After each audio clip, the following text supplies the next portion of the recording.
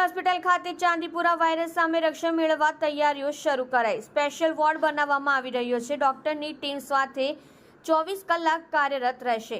તંત્ર દોડતું થયું. ચાંદીપુરા વાયરસને લઈ જિલ્લા આરોગ્ય તંત્ર બન્યું સતર્ક.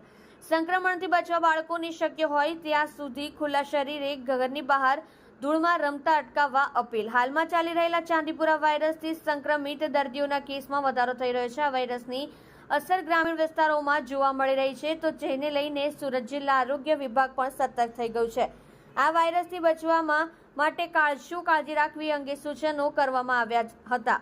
છેલ્લા થોડા દિવસોમાં રાજ્યના કેટલાક જિલ્લાઓમાં વાયરસ એન્કેફેલાઇટ ચાંદીપુરા વાયરસના ચેપ સંક્રમણના કારણે નાના બાળકો, ખાસ કરીને 9 મહિનાથી 14 વર્ષ સુધીના બાળકોના મૃત્યુ નોંધાયા છે. સદનસીબે સુરત જિલ્લામાં ચાંદીપુરા વાયરસથી સંક્રમણનો એક પણ કેસ નોંધાયો નથી.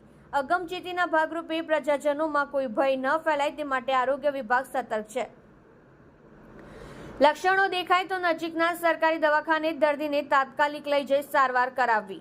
કેન્દ્ર તથા રાજ્યના આરોગ્ય વિભાગના માર્ગદર્શન મુજબ વાયરલ એન્કેફેલાઇટિસ ચાંદીપુરા વાયરસ રોગના નિયંત્રણ અને અટકાયતી કામગીરીના અગમચેતીના ભાગરૂપે મુખ્ય જિલ્લા આરોગ્ય અધિકારી, જિલ્લા એપિડેમિક મેડિકલ ઓફિસર સહિત આરોગ્ય તંત્રએ અગમચેતીના ભાગરૂપે જિલ્લાના તમામ આરોગ્ય કેન્દ્રના તબીબોને પણ આ રોગની ગાઈડલાઈન અને રોગ અટકાયતી કામગીરી અંગે સજાગ રહેવા માર્ગદર્શિત કર્યા છે.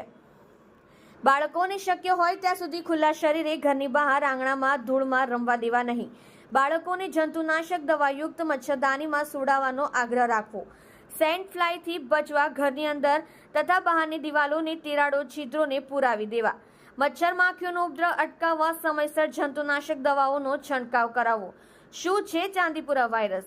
આ એક આરએનએ વાયરસ છે. તેના સંક્રમણથી દર્દી મગજનો શિકાર થાય છે. આ વાયરસના ફેલાવા માટે સેન્ડ ફ્લાય માખી જવાબદાર છે અને આ વાયરસ 9 માસથી 14 વર્ષ સુધીના બાળકોને પ્રભાવિત છે. ચાંદીપુરા વાયરસના લક્ષણો: બાળકને સખત તાવ આવવો, ઝાડા થવા, ઉલટી થવી, ખેંચાવી, અર્ધ બેભાન કે બેભાન થવું. કલ્પેશ રાણા સાથે જોતા રહો ન્યૂઝ 9 ગુજરાતી, સુરત.